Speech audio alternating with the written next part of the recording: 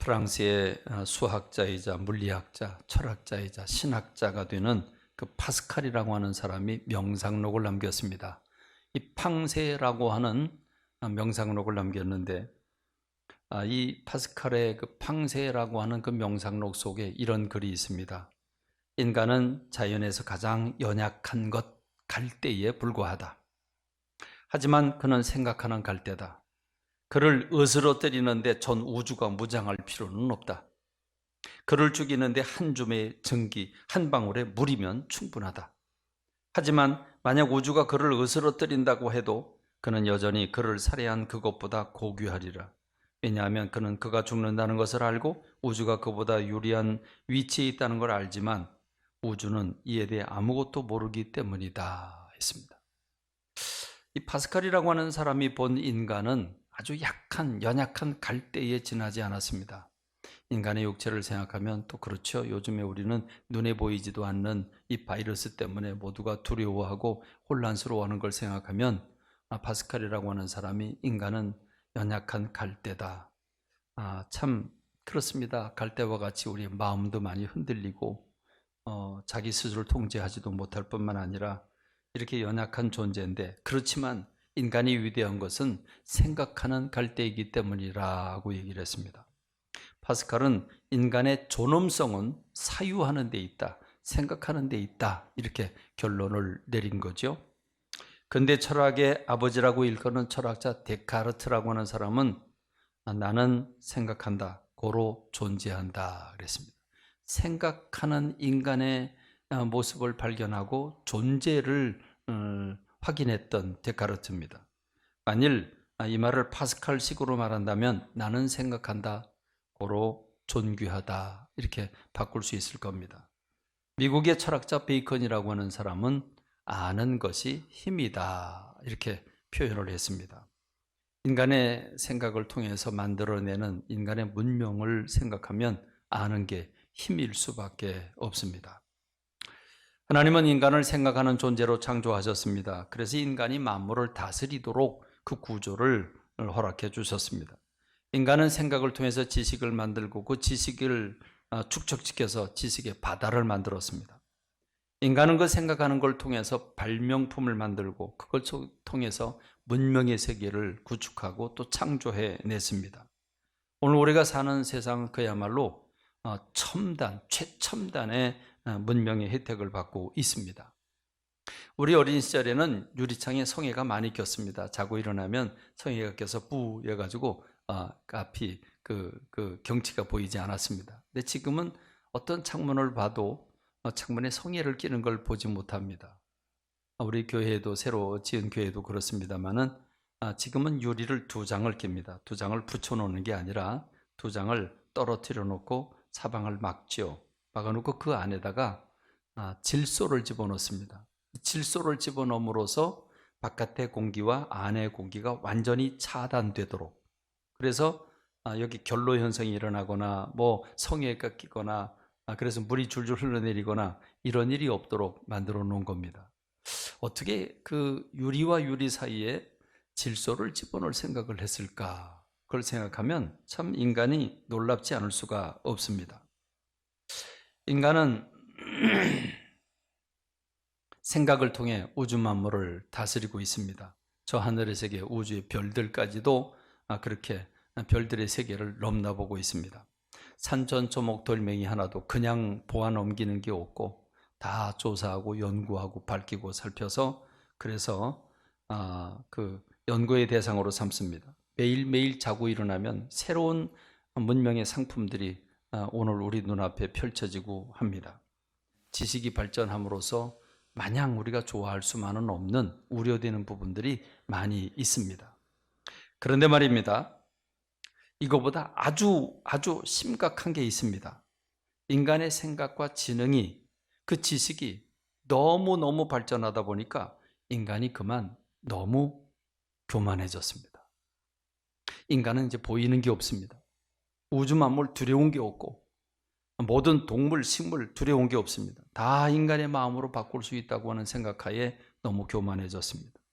그래서 인간은 스스로가 우주 만물 가운데 최고인 줄로 착각하고 있습니다. 인간은 그동안 피조세계 우주 만물을 너무 혹사를 했고 너무 이용을 해서 피조물들의 역습이 지금 여기저기서 나타나고, 이 코로나19도 그런 일환 가운데 하나라고 학자들은 보고 있습니다. 그러다 보니까 사람들, 이 사람 저 사람 나 너 할 것 없이 사실 지금 시대를 살고 있는 사람들은 다 똑똑합니다. 지식이 대단하고 상식이 대단하고 경험들과 많은 공부를 해서 다 똑똑합니다. 이제는 다 똑똑하다 보니까 사람들이 남의 말도 잘 안 듣고 그저 자기 말만 옳다고 주장하는 그런 시대를 우리가 살게 된 겁니다. 이러다 보니까 인간은 자연스럽게 창조주 하나님이 우리 인생에 끼어들 필요가 없는 겁니다. 그래서 창조주 하나님을 자연스럽게 밀어내고 하나님을 버리게 되었습니다. 하나님을 하나님으로 인정하지 아니하고 하나님께 감사하지도 아니하고 하나님의 사랑받으려고도 하지 않습니다. 인간은 만물의 주인이 돼서 통제불능의 문제아가 돼가고 있는 게 오늘 우리의 시대입니다. 여러분, 교회 말고 어디에서 하나님이라고 한 단어를 들을 수 있고 찾아볼 수 있습니까? 관공서에서, 시장에서, 여러분 어디 체육관에서 또는 카페에서 이제 하나님 소리만 나오면 고개를 휙휙 젓는 그런 시대를 우리가 맞이하게 된 겁니다. 21세기를 살아가는 최대의 최첨단의 문명을 누리고 있는 우리 시대에 가장 위험한 것, 그것은 하나님을 버렸다고 하는 겁니다. 하나님을 버렸다고 하는 이 사실이 사람에게는 가장 위험한 결과가 되고 말았습니다. 하나님은 창조주이시고 역사를 운행하시는 살아계신 주님이십니다. 인간의 생명은 주인이신 우리 주님이 붙잡고 계십니다. 그 주님께서, 하나님께서 인간을 심판하시는 심판자이십니다. 여러분, 이 말에 믿으십니까? 여러분, 이걸 믿고 계십니까? 그렇습니다. 인간은 자기를 부정하고 겸손히 주님 앞에 엎드려야만 인간은 평안을 누릴 수 있고 행복을 누릴 수 있습니다. 이때 비로소 인간이 참 평안이 임할 수 있는데, 아무리 봐도 오늘 우리 시대가 돌이켜서 하나님 앞에 겸손히 무릎을 꿇을 시대는 아닌 것 같습니다. 점점 더 하나님을 버리는 시대가 돼가고 있고 하나님을 믿는 사람들을 핍박하는 시대를 맞이하게 되었기 때문입니다. 인간이 시간을 벌고 인생을 벌고 또 행복을 누리려면 하나님 앞에 겸손히 서야 하고 주의 음성을 들어야만 합니다. 그렇습니다. 인생의 주인이신 하나님께서 사람마다 계획을 가지고 계시고 그들을 향한 하나님의 애정을 품으시고 그들에게 쏟아부어 주셨는데, 하나님의 계획과 하나님의 생각과 무관하게 자기 마음대로 인생을 살았다면 그것이 대단한 작품으로 보일지라도 하나님 눈에 보기에는 실패자가 될 수밖에 없는 겁니다. 그러므로 우리가 인생을 살아가면서 우리가 최우선으로 아주 소중하게 그리고 가치 있는 일을 찾고자 한다면 그것은 바로 나를 향한 하나님의 뜻을 묻는 것입니다. 나를 향한 하나님의 계획과 하나님의 뜻을 찾는 것입니다. 아멘할 가치가 없나 보죠? 너무 진지해서 아멘을 안 하시나요? 그렇지 않습니까? 우리가 하나님의 생각을 알고 하나님의 뜻을 아는 것, 나를 설계하시고 나에게 행복을 가져다 주시고 내 인생을 이 땅에 보내신 내 인생의 주인이신 그 하나님, 그 하나님의 뜻과 하나님의 계획과 하나님의 생각을 묻지 않으면 우리는 하나님과 동떨어진 삶을 살 수 있기에 우리가 가장 먼저 가장 중요하게 여기는 것은 바로 하나님의 뜻을 묻는 것, 나를 향한 하나님의 생각을 묻는 것, 그것인 줄로 믿습니다. 나를 이 땅에 왜 보내주셨는지, 나에게 왜 이런 재능을 주셨는지, 왜 나를 이렇게 못생기게 만들어 주시고 나를 왜 이렇게 예쁘게 만들어 주셨는지 그걸 물어야 합니다. 그냥 무조건 못생겼다고 말해서는 안 됩니다. 못생기게 만들어준 것도 주님인데 왜 나를 못생기게 만들어 주셨을까? 왜 나를 이쁘게 만들어 주셨을까? 이걸 캐치하는 게 대단히 중요한 일입니다. 단지 좋은 직장, 안전한 직장, 단지 돈을 많이 버는 것이 기준이 되어서는 안 된다는 말입니다. 만약 그게 우리의 기준이 된다면, 우리 자칫하면 그것으로 인해서 넘어지게 되는 계기가 될 수 있기 때문입니다. 예쁘고 멋있는 몸이 오히려 그 사람을 망하게 할 수도 있습니다. 많은 재능이 오히려 그 사람을 교만하게 하고 버림을 받게 되는 결과를 가져다 줄 수도 있다는 말입니다. 그러므로 주님의 뜻을 구하고 주님의 뜻에 초점을 맞추고 살아가는 오늘 저와 여러분 되길 주님의 이름으로 축원합니다. 축원합니다. 왜 바쁜지도 모르면서 그 목적도 모르면서 그냥 이 일 저 일로 바쁘다면 여러분 그건 시간의 노예가 될 수밖에 없습니다. 우린 분명히 목적을 알고 그 목적에 초점을 맞추고 시간과 몸과 마음과 물질들을 모아서 집중적으로 효과를 가져와야 되는 줄로 믿습니다. 그 핵심, 그것이 바로 하나님의 뜻이고 하나님의 생각입니다. 오늘 저와 여러분은 적어도 이 코로나 위기가 있음에도 불구하고 주님 앞에 달려나와 예배를 드리겠다고 오늘 주님 앞에 나오신 분들, 또 가정에 실시간으로 예배를 참여한 분들, 여러분 모두는 적어도 하나님께서 내 인생의 주인이시라고 하는 것을 믿고 고백하는 분들입니다. 맞지요? 그렇습니다. 우리 모두 기본적으로 이것을 고백하고 있습니다. 그렇다면 여러분은 하나님이 누구인지를 알고 계시니까? 그 창조주이시고 나를 이 땅에 보내신 하나님, 그 하나님의 뜻을 매 순간순간 묻고 계십니까? 여러분, 하나님의 뜻이 무엇인지, 하나님의 생각이 무엇인지 물으면서 그 생각을 내 인생에 초점 맞추고 살아가고 있는가, 그 말입니다. 여러분, 내가 지금 다니는 직장이 주님이 원하시는 직장일까요? 혹시 내가 지금 다니는 직장이 하나님이 싫어하는 직장이라면 어떻게 해야 될까요? 그럼 당장 바꿔야 됩니다. 다닐 데가 없는데? 아니죠. 바꿔야 됩니다. 주님이 원치 않는, 싫어하시는 직장에 다니고 있다면 심각한 일입니다. 여러분, 지금 내가 하고 있는 일이 주님이 기뻐하시고 계실까요? 내가 하는 일이 주님 기뻐하지 않는다면 당장 끊어야 합니다. 당장 중지하여야 합니다. 여러분, 내가 지금 하는 말과 내가 지금 하는 행동들이 하나님 보시기에 이쁠까요? 하나님이 나를 기쁘게 바라보시고 주의 상급을 베풀어 주실까요? 아니면 하나님이 진노의 채찍을 들고 계실까요? 그러니까 내가 하는 말들을 점검해 봐야 하고 내가 하는 행동들을 체크해 봐야 된다는 말입니다. 만일 우리가 이걸 생각하지 않고 살아가고 있다면 오히려 귀 먹고 눈 멀고 벙어리 된 사람이 더 귀한 삶을 살고 있을지 모릅니다. 우리 눈에 보기에는 눈 멀고 귀 멀고 입 다친 사람들을 보면 아유 불쌍하다, 아유 저 얼마나 불행할까 이렇게 생각하지만 그들이 우리보다 훨씬 더 질 좋은 삶을 살 수 있습니다. 생각해 보면 여러분, 귀 먹은 사람은 오히려 귀가 다쳤기에 오히려 더 순수하고 깨끗할 수 있습니다. 여러분, 벙어리 된 사람은 오히려 말을 못하기 때문에 우리처럼 입이 뚫어졌다고 말을 막 하다가 상처 주고 힘들어하고 하는 일이 얼마나 많이 생기는데 그거 생각하면 차라리 벙어리 된 사람이 오히려 더 죄를 덜 지을 수도 있습니다. 보지 못하기 때문에 탐욕에서 더 자유로울 수도 있습니다. 단지 내가 보고 듣고 말한다고 해서 내가 자유로 다니고 내게 물질적인 여유가 있다고 그래서 나는 괜찮은 사람이고 행복한 사람인가? 아니다 그 말입니다. 마가복음 9장 43절로 47절의 말씀을 보면 아주 정말 충격적인 말씀을 주고 있습니다. 만일 네 손이 너를 범죄하게 하거든 찍어버려라. 장애인으로 영생에 들어가는 것이 두 손을 가지고 지옥 곧 꺼지지 않는 불에 들어가는 것보다 낫다 그랬습니다. 무서운 말씀이죠. 정말 무서운 말씀입니다. 네 발이 너로 범죄하게 하거든 찍어버려라. 네 눈이 너를 범죄하거든 뽑아버려라. 무서운 무시무시한 말씀을 주고 있습니다. 차라리 그게 낫다는 겁니다. 우리가 보고 듣고 말하고 마음 놓고 뛰고 걸을 수 있다고 그래서 우리가 행복한 사람이냐? 아니다. 하나님의 마음, 하나님의 생각, 하나님의 뜻을 알고 거기에 초점을 맞추고 사는 사람이 진정 바로 된 사람이고 행복한 사람이다 말씀해주고 있는 겁니다.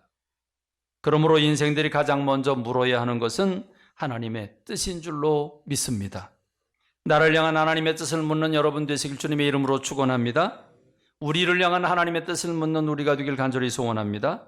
우리 교회를 향한 하나님의 뜻이 무엇인지 묻고 찾는 저와 여러분이 되길 주님의 이름으로 축원합니다. 두 번째로, 우리가 하나님의 뜻을 알게 되었다면, 이제 하나님의 뜻을 찾았다면, 그러면 우리는 어떻게 살아야 될까? 여러분, 그러면 그 하나님의 뜻이 내가 온 힘을 기울여서 감당해야 될 사명이 되는 줄로 믿습니다. 그 하나님의 뜻이, 내가 발견한 하나님의 뜻이 내 인생의 꿈이 되어야 하고 비전이 되어야 되는 줄로 믿습니다. 그 하나님의 뜻은 내가 존재해야 될 이유가 되고, 그 하나님의 뜻은 내가 살아가야 하는 이유가 되고, 그 하나님의 뜻은 내 돈과 몸과 마음과 시간과 물질을 사용해야 되는 기준이 되는 줄로 믿습니다. 이게 제대로 된 인생이란 말입니다. 그렇습니다. 하나님의 뜻은 내 인생의 목적이 되어야 합니다. 이것을 위해서 몸과 마음과 생각과 물질을 초집중해야 되는 겁니다. 이렇게 사는 사람이 제대로 사는 사람이고, 가치 있는 사람이고, 의미 있게 살아가는 사람이고, 그리고 보람된 인생을 살아가고 있는 줄로 믿습니다. 그런 사람은 하는 일마다 하나님을 기쁘시게 하고 하늘에 상급을 쌓는 사람이 되기 때문에 참 지혜롭고 복된 사람이 되는 것입니다. 여러분, 아브라함이라고 하는 사람이 하나님의 뜻을 모를 때에는 그저 가뭄으로 소가 픽픽 쓰러지자 물이 많은 이집트 땅으로 갔다 곤욕을 치릅니다. 하나님이 자식을 주신다고 그러는데 자식이 생기지 않으니까 비정상적인 방법으로 자식을 얻으려고 했다가 이스마엘을 얻어서 온 인류가 혼란스럽게 되었습니다. 하나님 자식 준다고 그래도 원망하고 불평하고 하나님의 뜻을 모르니까 그는 하나님 앞에 볼멘 소리를 내댔습니다. 그런데 경도가 끝나고 난 뒤에 하나님이 자녀를 이삭을 주시니까 그제서야 이게 하나님의 계획이었구나, 이게 하나님의 뜻이었구나, 그걸 깨닫고 난 다음에야 그 금이어 오게 하는 아들까지도 기꺼이 주님 앞에 드릴 수 있었던 까닭입니다. 하나님의 뜻을 아는 것은 우리 행동의 기준이 됩니다. 그렇다면 하나님의 뜻은, 세 번째로, 하나님의 뜻은 언제나 나에게 행복을 가져다 주는가? 하나님의 뜻은 나에게 무엇을 가져다 주는가 하는 것입니다. 하나님의 뜻을 붙잡는 건 대단히 소중한 일인데, 하나님의 뜻을 붙잡을 때 내가 너무 고생하고 힘들어하고 아파하고 괴로워하기만 하는 건 아닐까? 이런 생각을 할 수도 있습니다. 하나님은 언제나 십자가 지라고 그러고 고생하라고 그러고 손해보라고 그러고 네가 지라고 그러고, 그런데 그렇게 사는 건 참 지옥 같은 삶이 아닐까? 이렇게 생각할 수도 있습니다. 물론 그렇습니다. 구약 성경에 보면 하나님의 뜻이 때로는 징계의 채찍을 내리는 게 하나님의 뜻이고 빼앗아가는 게 하나님의 뜻일 수도 있습니다. 다윗이라고 하는 사람을 살펴보니까 10년 넘도록 그는 사울 왕의 피해서 도망자로 살았어야만 했습니다. 밧세바라고 하는 사람을 범하고 난 뒤에 얻은 자식을 하나님이 빼앗아 가셨습니다. 인구조사를 한 다윗에게 7만 명이라고 하는 어마어마하게 많은 사람들이 일순간 죽어가야 하는 고통을 맛보아야 했습니다. 때로는 하나님께서 책망을 하시기도 하고 징계를 내리시기도 하고 아픔을 주시기도 합니다. 구약 성경에 보면 하나님께서 징계를 내리시고 심판을 내리시고 망하기도 하고 일으켜 세우시기도 하는 하나님의 뜻이 다각적으로 언급되고 있는 걸 우리가 보게 되죠. 오늘 우리가 읽는 본문의 말씀 예레미야 29장 11절, 우리 한번 다시 한번 읽어보겠습니다. 여호와의 말씀이니라. 너희를 향한 나의 생각을 내가 아나니 평안이요 재앙이 아니니라. 너희에게 미래와 희망을 주는 것이니라. 할렐루야. 하나님의 뜻이 이런 거라면 너무 좋죠. 그죠? 하나님의 뜻이 평안이고 그리고 미래와 희망을 주려는 것이다. 그러면 할렐루야, 아멘, 할렐루야, 아멘 할 수밖에 없습니다. 하나님 우리에게 평안을 주시는 게 하나님 뜻이니까 우리가 기뻐하고 감사할 수밖에 없죠. 근데 여러분, 그저 이 말씀은 그저 좋아서 아멘 할 내용이 아닙니다. 지금 우리가 읽은 것은 예레미야 29장 11절인데 이 11절 전에 10절이 있어요. 그 10절 말씀이 뭐냐 하면 여호와께서 이같이 말씀하시니라. 바벨론에서 70년이 차면 내가 너희를 돌보고 너희 선한 말을 너희에게 성취하여 너희를 이곳으로 돌아오게 하리라. 지금 예레미야가 내가 너희를 향한 내 생각을 안다. 평안이고 재앙이 아니다. 미래와 희망을 주려고 한다 하는 이 말씀 전에 먼저 뭘 해야 되냐면 이스라엘이 망해야 돼요. 예루살렘 성은 무너져야 하고 성전도 파괴돼야 하고 그리고 이스라엘이라는 나라 자체가 멸망을 당하고 그리고 바벨론에 다 끌려가서 종살이를 해야 되는데 1년 2년도 아니고 한 사람의 생에 꼬박 한 사람의 온전한 생에 70년이라고 하는 기간을 여러분 바벨론에 가서 종살이를 해야 돼요. 여러분 그러고 나서 주님이 내 생각은 평안이고 그리고 미래와 희망을 주려는 것이다 그랬는데 아멘 할렐루야가 나오겠습니까? 나올 수가 없지요. 그렇지 않습니까?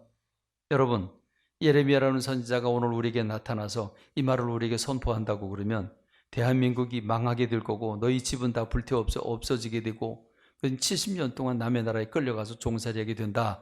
이걸 선포했다면 여러분 우린 지금 제정신일까요? 코로나19가 지금 10명 뭐 이렇게 며칠간에 거쳐서 7명, 8명 이렇게 하루에 서너 명씩 걸린다고 해서 지금 난리인데 그럼 생각해 보십시오. 주님이 지금 이 예레미야를 통해서 이 말씀을 우리에게 선포했다고 그러면 기가 막혀서 말이 안 나오고 주저앉아서 여러분 일어날 기력조차 찾지 못할 거 아니겠습니까? 그래요. 그렇습니다. 아멘 할 수 있는 말씀이 아닙니다. 그런데 우리가 좀 깊이 곰곰이 좀 곱씹어 생각을 해보면 주님이 이스라엘을 미워서 재앙을 내리는 거 아니죠. 결국 이스라엘 백성들이 그 매를 맞음으로써 더 견실해지고 깨닫고 돌아오고 회복해서 하나님과 인과가 충만해짐으로써 행복을 주시기 위한 목적이란 말이죠. 그러니까 주님이 재앙을 주시기 위한 게 목적이 아니고 매 때리는 게 목적이 아니고 평안을 주는 게 목적이고 미래와 희망을 주려고 하는 게 주님의 목적이다. 맞지요? 근본적으로 맞지요? 최종적으로 맞는 거지요? 결론적으로 맞는 겁니다. 그렇습니다.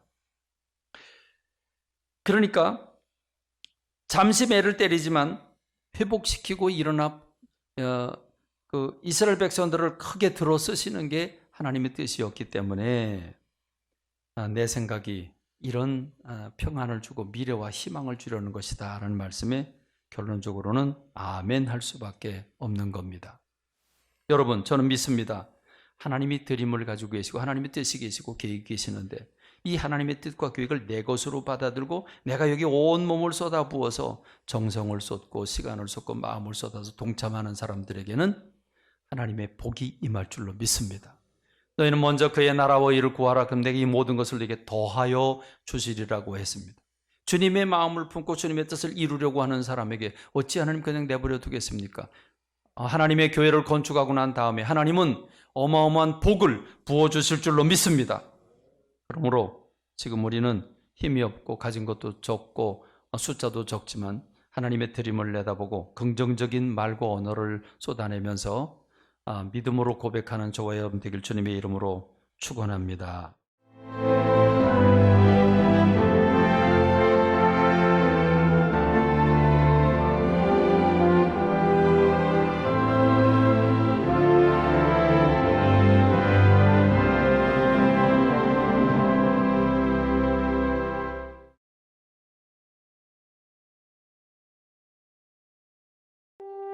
당시 제 상태는 뼛속까지 암이 이미 퍼져 있었고 나는 그러면 죽는 거야? 살고 싶지 않다. 내가 아직 암에 걸린 게 문제가 아니라 내 영혼이 완전히 죽어 있었구나라는 걸 알게 됐거든요. 야, 내가 암에 안 걸렸으면 어쩔 뻔했어? 암은 이제 봤더니 선물이었어. 그럴 수 있다. 아플 수도 있고 가는 과정이 고통스러울 수도 있고 근데 고통 없는 부활은 존재하지 않는다는 것이죠.